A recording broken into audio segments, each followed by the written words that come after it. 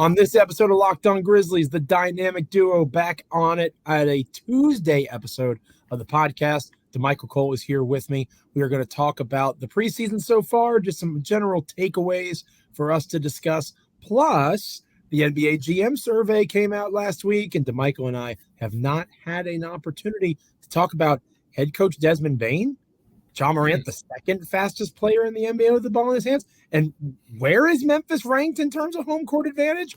We'll talk about that and more on this episode of Locked On Grizzlies. Let's lock in. You are Locked On Grizzlies, your daily Memphis Grizzlies podcast. Part of the Locked On Podcast Network, your team every day.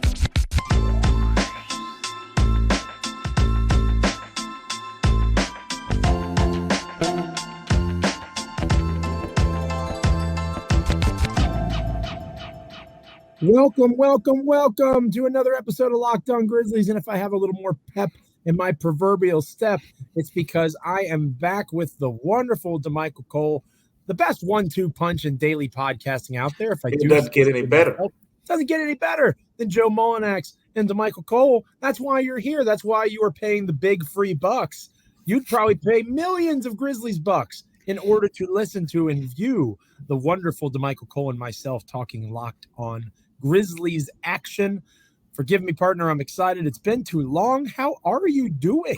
I'm doing great. So I tell you what, we got a lot to talk about on today. We're going to circle back to some things like last week was so jam-packed. There are a couple things that got kind of, left behind that we can talk about today. So I'm excited to finally get to that because we got a lot to uncover there on that end. But again, we're another week closer to regular season action. One more preseason game left that we'll cover later this week. It's that time of the year, man. I'm watching these other teams, for the most part this week. Grizzlies don't play, until Friday. So, I'm watching, seeing what these other teams are up to, especially those Western Conference contenders.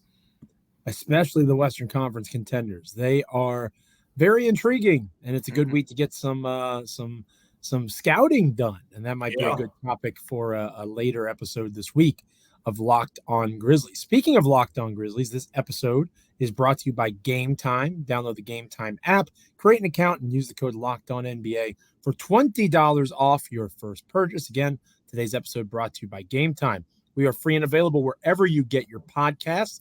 As proud members of the Locked On Podcast Network, your team each and every day. Check us out on YouTube, as well as wherever you get your podcasts. Like, comment, rate, review, subscribe. Make us a part of your NBA and Memphis Grizzlies experience. Damichael, it's been a few days, a couple of Grizzlies preseason games, if I remember correctly, dating back to the end of last week since we've last spoke. What are some of your overall thoughts? It says preseason in review in our show rundown. Yeah.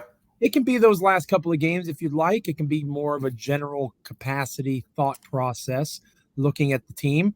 I talked about in yesterday's show how it was good to see Desmond Bane get his footing a little bit. I think he was 4 for 8 from 3 down there in Miami. So that was nice to see. You want to see your starters. You want to see people start getting into rhythms and rotational minutes. I think we're close to that, and that was a major positive for me. Anything in terms of the preseason, the last couple games or overall that really stands out to you as the commercial appeal Memphis Grizzlies beat writer, watching this team and getting ready to watch them a heck of a lot more as the season begins?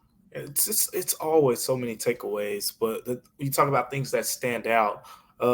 You hit it on the nail. You said it yourself when you said to me on X. You said you think we were just a year early to the Ziaire party, and I will say this: maybe we were a year early. But we know that the year that he had last season was anything but conventional, with the knee problems. And at this point in preseason last year, he was shut down. And, we didn't see him until, I think, December and everything that came in between. And, he's healthy now. He looks healthy. But more than anything, people have been asking, what's the difference with Ziaire? What is it? It's just confidence. I don't think it's anything skill-wise. He's been able to do a lot of this stuff. Like the pick and roll, we're seeing him do that more now. But he hadn't got the opportunity with the Grizzlies. But skill-wise, he's been able to do all of this. Like the difference is Ziaire himself believes in himself because of what he told us at Media Day, right? Nobody has worked harder than me.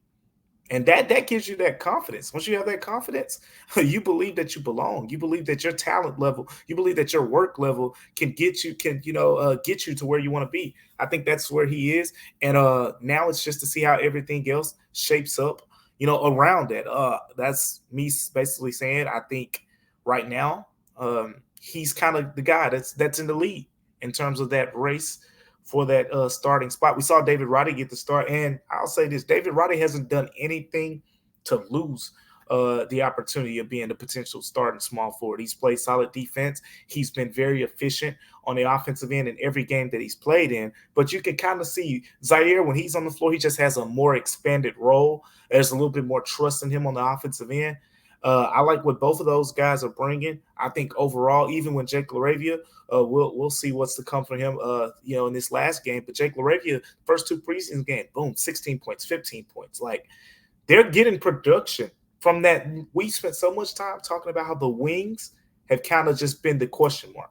You're going to have one of the better guard groupings in the league when everyone's healthy. But even without Ja, you can throw Marcus Smart in. According to the NBA poll, this is around 2 players that are around the top 60 players in the NBA. Not NBA poll, excuse me, the ESPN poll. Let me get it right. ESPN poll. I thought we had moved on from that part. We're moved on. I had to throw that in there real quick. But you're talking about 2 guys who are top 100 players comfortably, and Marcus Smart and Desmond Bane as your starting 2 guards. Derrick Rose has shown that he can be a solid backup based on what we've seen up to this point. And then you incorporate Luke Kennard as your backup 2 guard potentially, or whatever his role may be. But he's a guy that's going to play a lot of the 2, regardless of what his role is. Those 4 guys give you a pretty strong guard group. We know about the bigs. They are very comfortable there too. It was all about the wings. So far, they're passing the test for me, Joe. I do think that, my bold take all preseason has been that the Grizzlies will be the best team in the NBA coming out of December 19th, right, when John Morant returns. People are, listening to podcasts. No call you at Christmas this year? Yeah, no? I think that it has to be later than that. Maybe call me at Dr. King Day or something like that. Give me a ring at King. That's kind of catchy. I think that when you look at the Grizzlies, there's some stuff that I've read that just they're optimistic about even without Ja. They just think the Grizzlies are going to kill the regular season, and I'm starting to talk myself into it. I don't know if it's enough to override my Tyus Jones opinion, because I think that's a pretty, the substitute teacher line, that was pretty good. So I feel like I have to ride with that a little bit. But at the same time, maybe they're deeper than we thought. Maybe I was wrong, which I hate to admit, and they didn't need an OG Anunoby, Mikal Bridges. They obviously agreed to an extent, right? Like, they probably would have, if the Nets had agreed to that 4 first-round pick trade, Mikal Bridges would be in Memphis right now, and half the guys we just listed wouldn't be.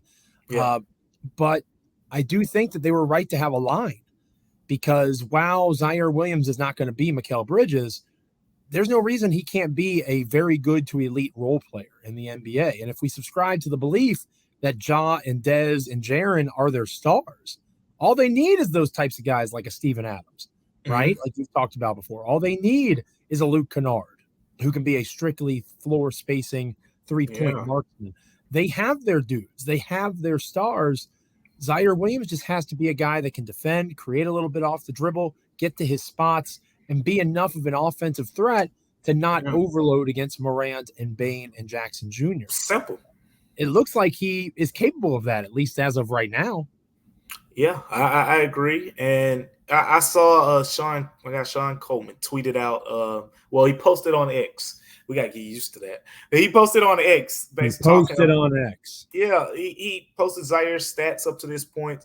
And a couple people were trying to nitpick at a couple things. I thought they pointed out that, a 7 assist to 6 turnover ratio isn't great. But guess what? When he's on the floor, he's not going to be – look, you're going to have Marcus Smart and Desmond Bane are more than likely both going to average more than 5 assists. That's pretty much a given. Steven Adams is probably going to give you at least 2. This is possibility that he gives you 3 in the role that he's at. there. That's 13 assists right there. Derrick Rose, you can probably count 4 off the bench. That's 17 assists right there. He's basically not going to be a guy who's going to have to be that guy. I mean, just compare it to what you went through with Dillon Brooks last season. You get lower usage.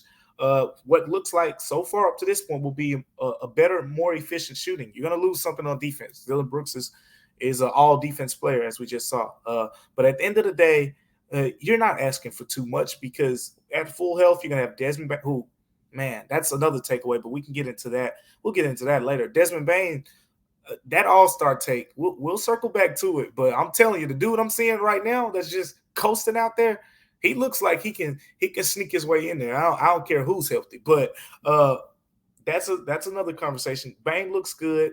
And you talk about the other guys that they have at guard, they're going to have a lot of guys that can play making ball handling and stuff like that.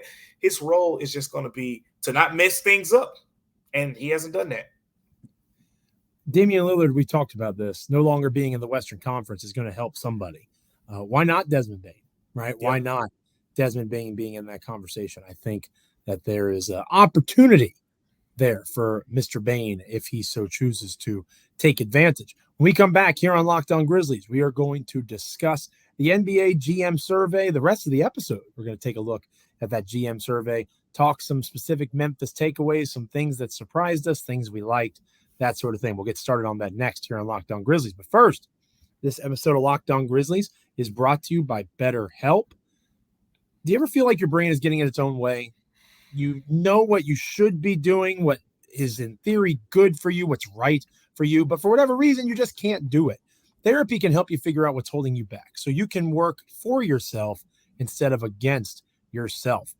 We all have problems. We all have burdens that we carry. Positive coping skills and strategies, how you set boundaries, that is something that can empower you to be the best version of yourself, especially for anybody who just endures life on a day-to-day basis. It's not just for folks that have had significant trauma. Everybody could use someone to talk to. If you're thinking of starting therapy, give BetterHelp a try. It's entirely online, designed to be convenient, flexible, and suited to your schedule. Make your brain your friend with BetterHelp. Visit BetterHelp.com/LockedOnNBA today to get 10% off your first month. That's BetterHelp, HELP.com/LockedOnNBA. We're diving into the NBA GM survey next here on Locked On Grizzlies.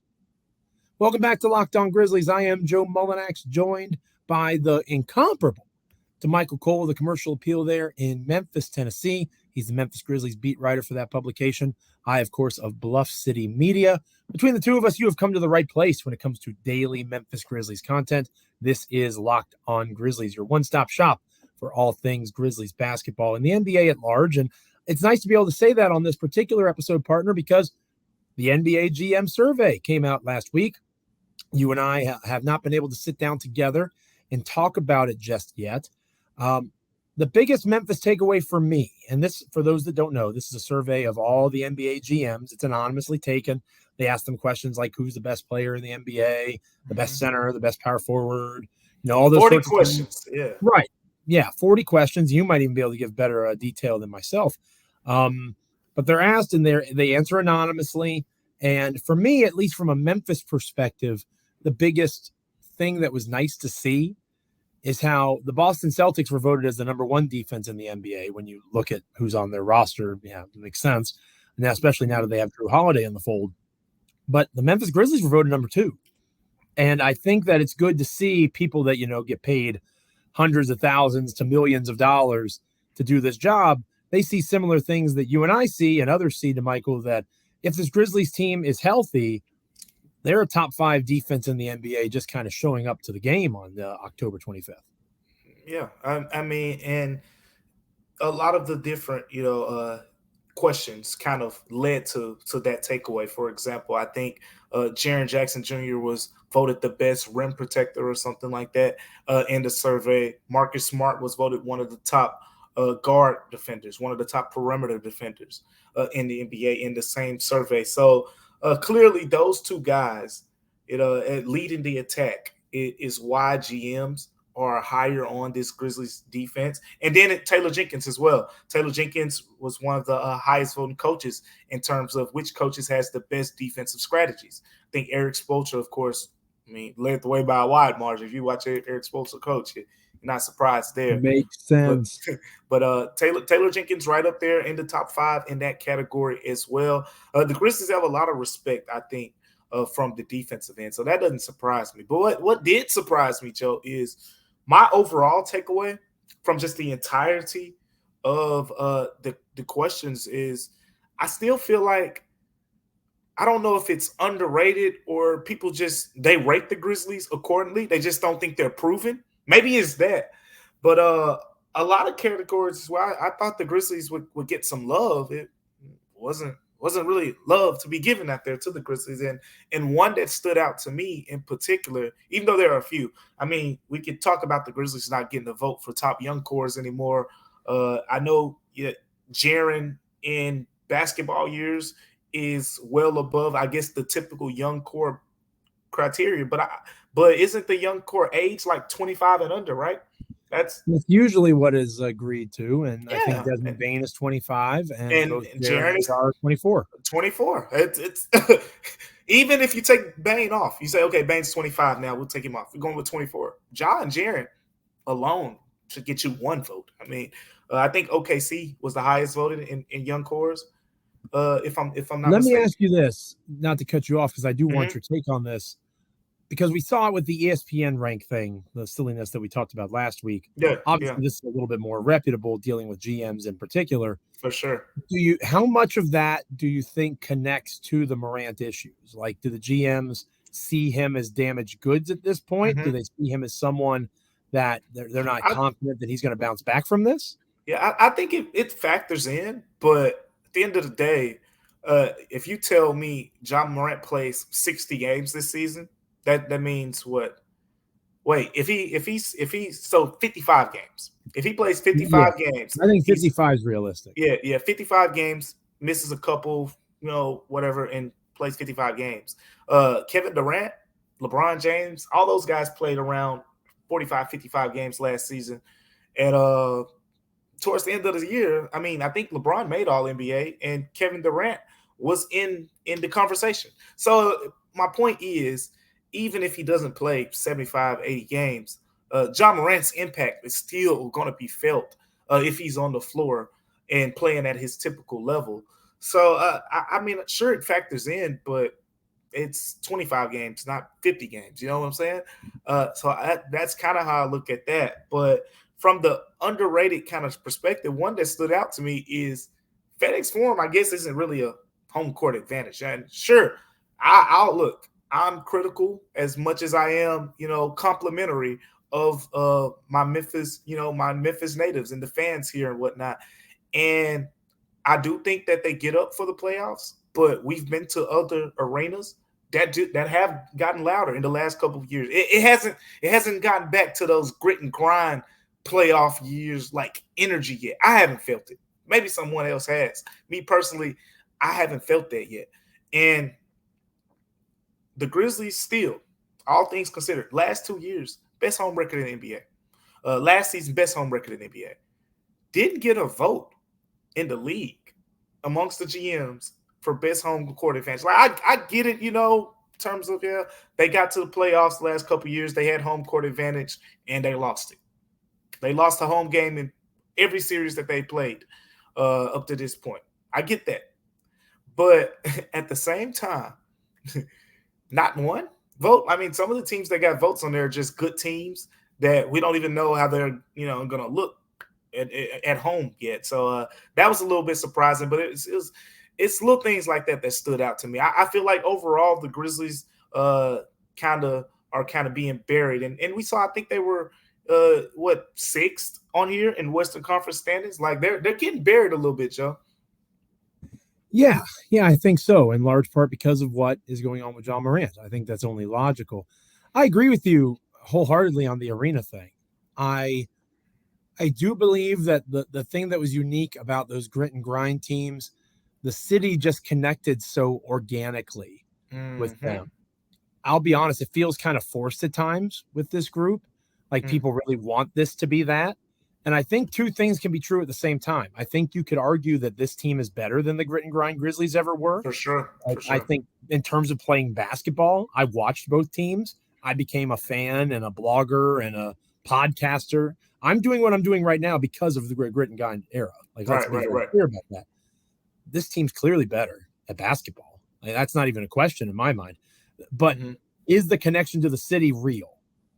Right? I think there's people that want it to be. I think there's people that love Ja Morant as a superstar.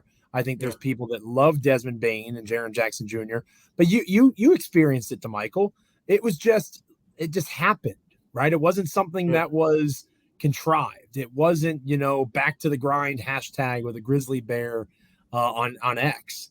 It was, Tony Allen saying by himself, it's all heart, grit, grind, and an entire community being like, hell yeah, like that guy gets it. You know what I mean? And they haven't had that moment yet. And I think that it's possible for them, obviously, and maybe it doesn't happen the exact same way.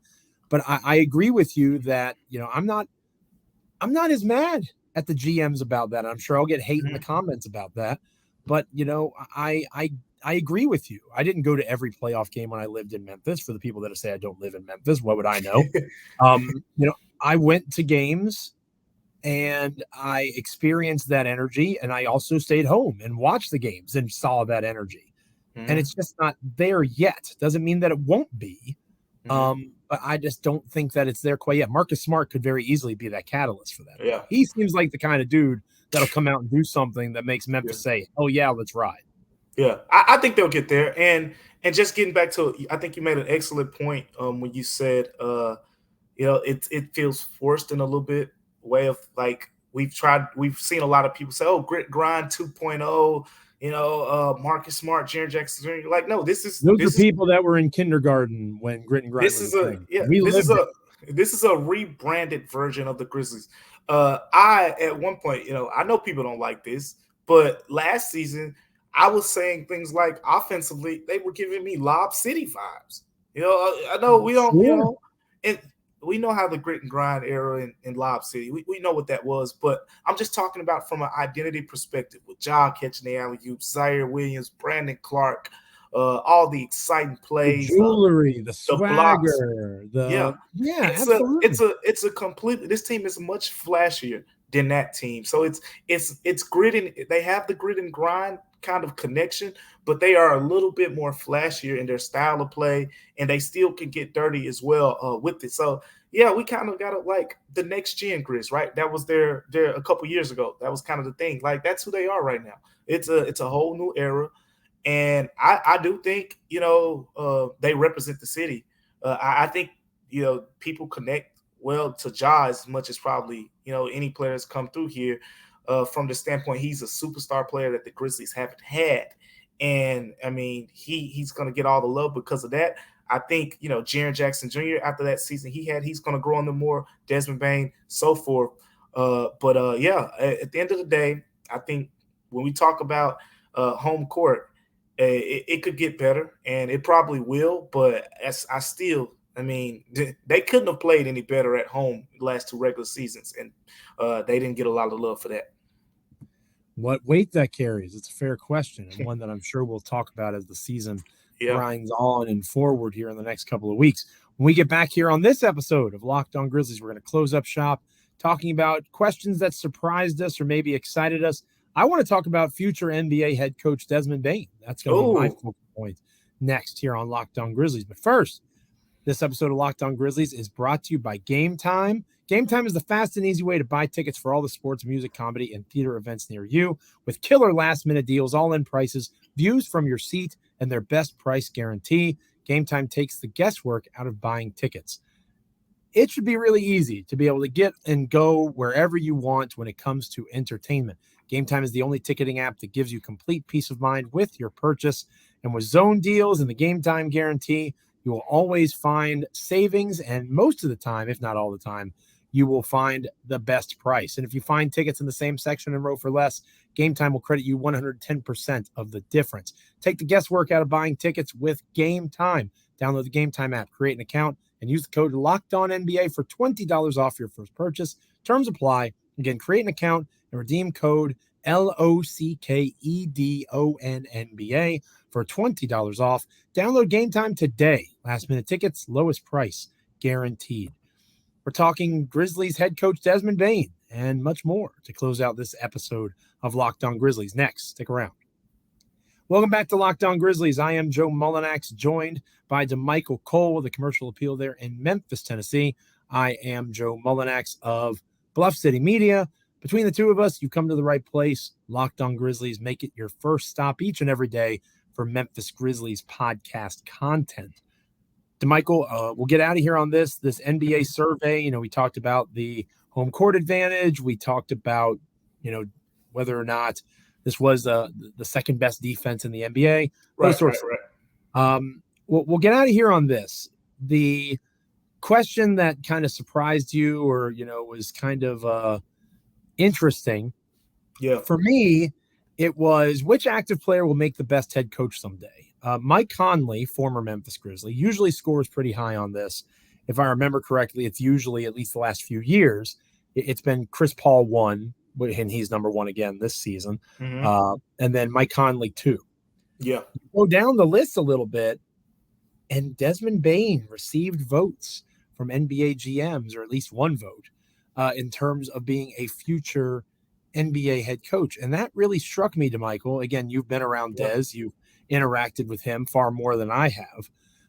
Do you see that as something that he would be good at in terms of his demeanor, the way that he carries himself? He clearly understands the game of basketball. He has a very personable way of going about things. I think that he would be a pretty solid NBA head coach. Yeah, it's an interesting way of looking at it, because when you think of who's going to be the best, which players would make good head coaches, you kind of think of like innovative, who'd be out there, who's going to run the best offense. You try to think of like point guards on the floor, right? TJ McConnell was a guy that was third, I think. Mike Conley was second. Chris Paul was first, all point guards. But when you think about it with Desmond Bane, it's a little bit different. Like, if I was to compare him to a current head coach, he gives me Monty Williams vibes a little bit. And I figured you'd like that one, Joe. But Monty Williams, if you watched him as a head coach, he's relatively cool. You know, he's the guy. I think what year it was when the Suns lost in the bubble. You remember they went on that run in the bubble, and they almost got in. And Monty talks to the guys in the locker room. He gives the great speech, and everyone's talking about the speech he gave. That's the type of coach that Desmond Bane, I could see him being. And his players love him. They love Monty Williams. He's a player's coach.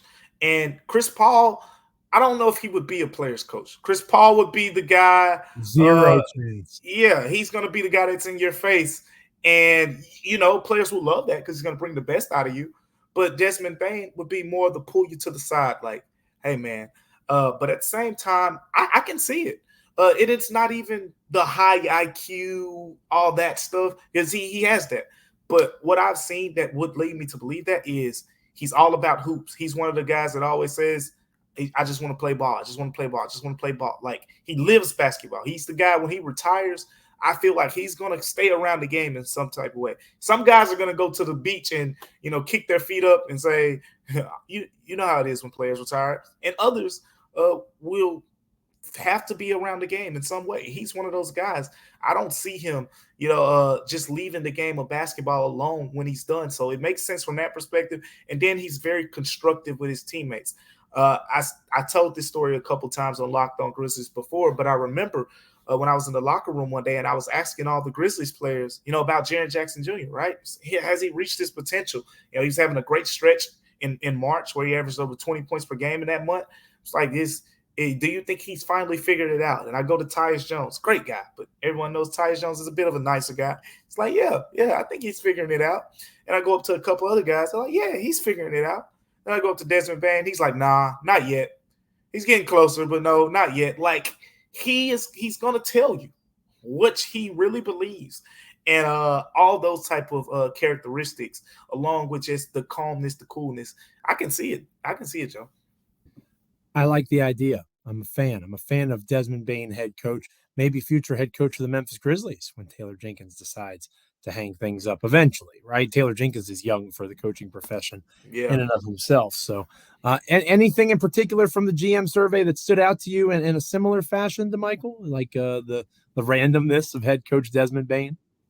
The other thing we didn't talk about was the most underrated move voted on it said most Oh, underrated move of the yeah. off season, and up They there at got some number love one, there tonight. they got some love. They said Marcus Smart to Memphis, most underrated move of the offseason. I thought it was definitely a sneaky move that caught us off guard, but the GMs like it apparently. He is exactly what the team needs. It's not necessarily what they wanted or what I wanted. Yeah. But he's what the team needs. He's a leader. He is a ball handler that can create some offense, like you talked about all in the lead up to the offseason. You should love Marcus Smart because it shows that you're, when it comes to being in tune with the roster. Maybe you didn't say Marcus Smart explicitly, but a lot of the things you said described the former Boston Celtic, and that's one of the reasons no one saw it coming. It's weird to say that.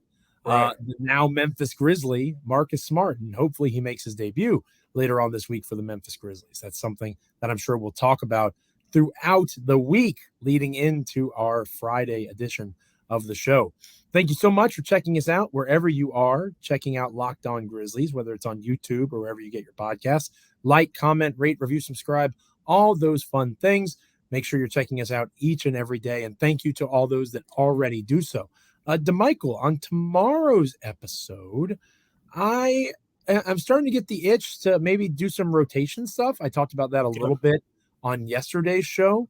Maybe your bold predictions for how the initial rotation will go, who should play with who, maybe some minutes breakdown kind of things.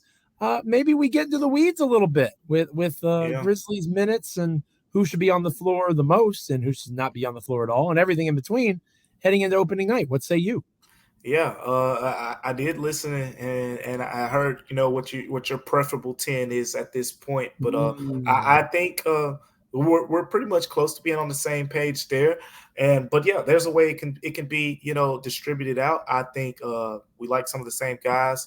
But I'm all for it. I love talking rotations. I mean, that's especially with these wings, man. We can the other positions it'll be a little bit easier, but the wing rotation is where the Grizzlies will make their money this season. It'll make or break them probably.